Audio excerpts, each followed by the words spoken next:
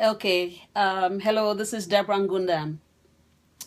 Okay, so I think I ended up in the story where I made the decision to leave the DC metro area so I can go back to school.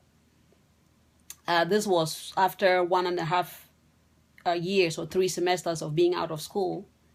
And I made that decision. And as soon as I talked to friends out in Minneapolis, I went ahead and I am gone.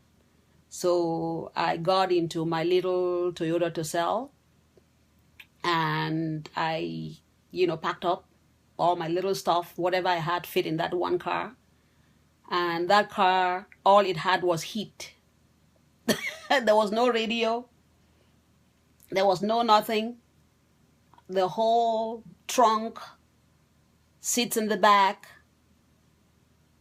packed up everything.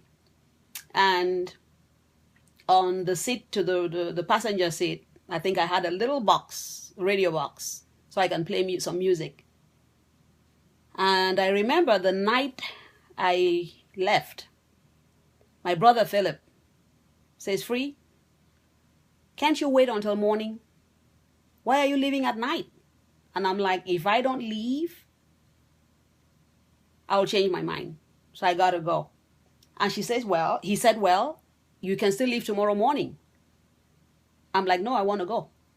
So it was like 8 p.m. at night. I started off driving from Maryland to Minneapolis, Minnesota. That was a 24 hours trip. Never been to Minneapolis before. Got in the car, took directions. Back then we didn't have GPS. We didn't even have cell phones. I didn't. I don't know, maybe other people did, but I didn't. There was no GPS, no nothing. So I just copied the directions and I got in the car with all my belongings and I drove into the unknown. So through the cornfields of Ohio, and we have a family friend who is a pharmacist in Chicago. I called him up and I said, before I left, I called him up. I said, I'm going to be spending the night at your place. So it's 12 hours from Maryland to Chicago and 12 hours from Chicago to Minneapolis. So I got in the car and I just kept driving, playing some Makosa in the car, all by my lonesome, drove all through the night. I mean, it's like you're driving and there are, miles and miles of open road. On your right-hand side is all corn. On the left side is all corn. And you are the only one on the road at night. And when I think back, I'm like, wow, Free Ngundam, damn. I can't do that anymore. I'm not that bold anymore. But you know what? I went to Minneapolis. I had a dream. And that dream was to get an education no matter what it took. I had to do it.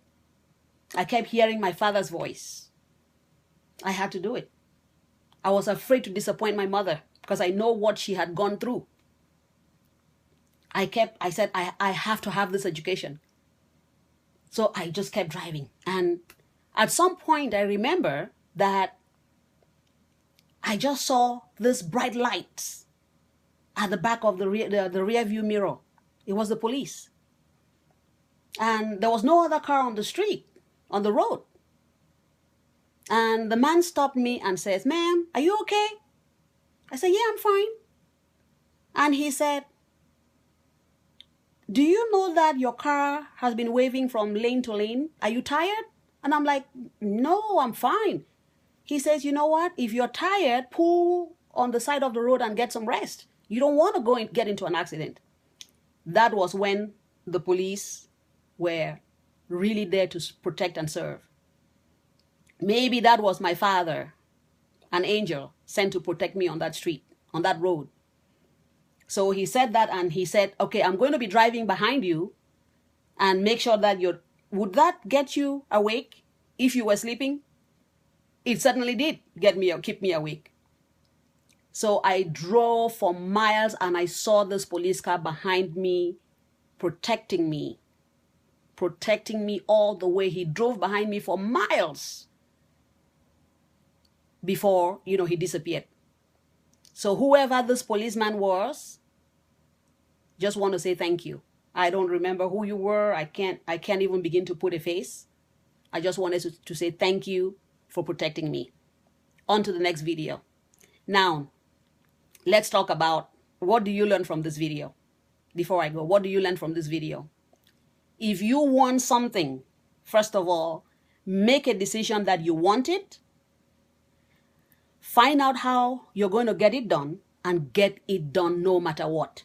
No matter what the obstacles are, get it done. As long as your dream is big enough, you will find a way if you want to find a way. See you in the next video. Thank you.